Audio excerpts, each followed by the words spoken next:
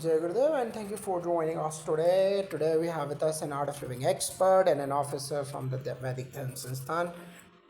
So we'll be discussing about the seventh chapter from the Sunder Kanda, and Search in Ravana's Palace is the title of the chapter.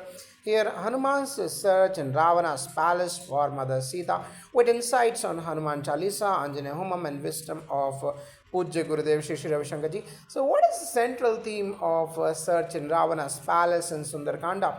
Yes, Jai Gurudev, where this chapter marks Hanumanji's stealthy entry into the inner quarters of Ravana's palace at night, moving like a yogi in deep awareness. Despite seeing many beautiful women, his pure chitta remains undisturbed. This is symbolic of unwavering dharma and viveka in chaos.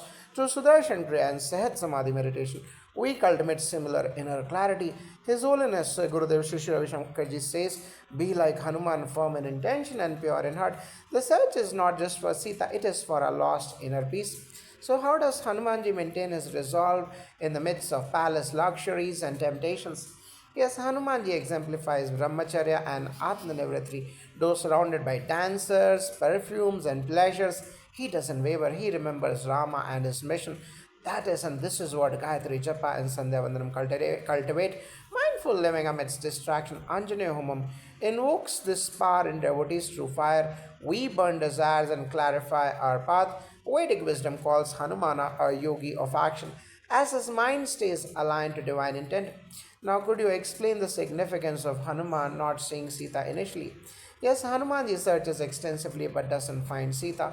This reflects our inner spiritual search. Sometimes, even with devotion, we feel we haven't found divine grace.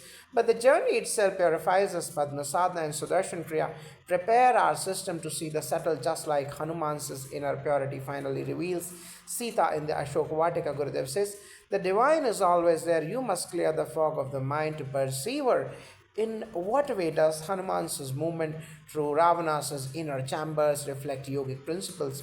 Hanuman's stealth, agility, and restraint mirror the eight limbs of Ashtanga Yoga. His prana is regulated, his senses restrained, and his focus one pointed.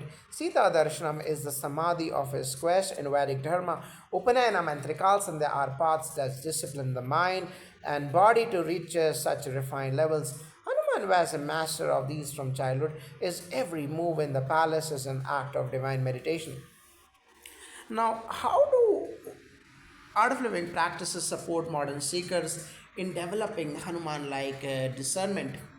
Yes, through Sahat Samadhi meditation, one learns to be restful and alert, just like Hanuman in Ravana's palace. So, Darshan Kriya helps cleanse the impressions or samskaras that blur judgment. When one chants the Hanuman Chalisa, it's not just words, it activates the qualities of Hanuman in us. His Holiness Gurudev Shri Ravi Shankar Ji teaches us to balance viveka or discrimination with vairagya or detachment, ensuring we walk the path of dharma even in complex environments like corporate offices or urban life. What lessons can we derive about inner purity from this chapter? The inner palace of Ravana is symbolic of the subconscious mind, full of desires and illusions. Hanumanji navigates it without falling into attachment. This is why the Vedic rituals emphasize achara or ethical conduct and nishkam karma, action without attachment. Regular participation in Agni Karyam, Gayatri Anushtan, and Guru Puja builds this inner purity. Hanuman saw the world but was untouched by it. That is the real ideal Vedic state of Yogi Bhava. Now, how does chanting the Hanuman Chalisa aid us when we are navigating life's Ravana palace? Each verse of Hanuman Chalisa is packed with Shakti. When recited with awareness, it awakens clarity and courage. Just as Hanumana moved unshaken through Ravana's kingdom, we learn to move through modern life's illusions with focus. Gurudev recommends chanting it daily to dissolve fear and foster strength, especially the verse Bhoot Pishach Nikat Nahi Aave protects our consciousness from negativity, internal and external. It's a practical spiritual armor. How do rituals like Anjaneya Homam amplify Hanuman's virtues in devotees? Anjaneya Homam is a sacred fire ritual invoking Hanumanji's grace. The fire purifies the mind, energizes the chakra, and bestows bala or strength, bhakti or devotion, and buddhi or wisdom. It's like walking with Hanuman through the inner Ravana palace and emerging victorious. This homam especially aids students, warriors, and spiritual seekers to overcome tamas and fear. Combined with Veda mantras, it channels divine will and helps manifest dharmic action. Now, what does Hanuman's respectful conduct in the palace teach us about inner ethics? Hanuman doesn't violate any woman's sanctity. He introspects deeply, ensuring his gaze remains pure. This is mindfulness in motion. Gurudev says, ethics is not imposed, it must blossom from inner silence through silence programs and satsang. Art of Living participants refine this natural sensitivity in a world where distraction is everywhere. Hanuman's restraint is not repression, it is deep reverence for the divine in all beings. How can one apply this chapter's wisdom to modern day challenges in work or relationships?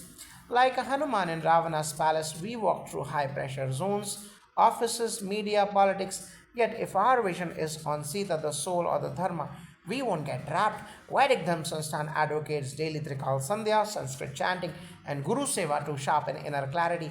Art of Living techniques deepen awareness, both traditions rooted in His Holiness, Gurudev Shri Ravi Shankar Ji's vision, empower one to live in the world while being untouched like Hanumanji. Jai Gurudev.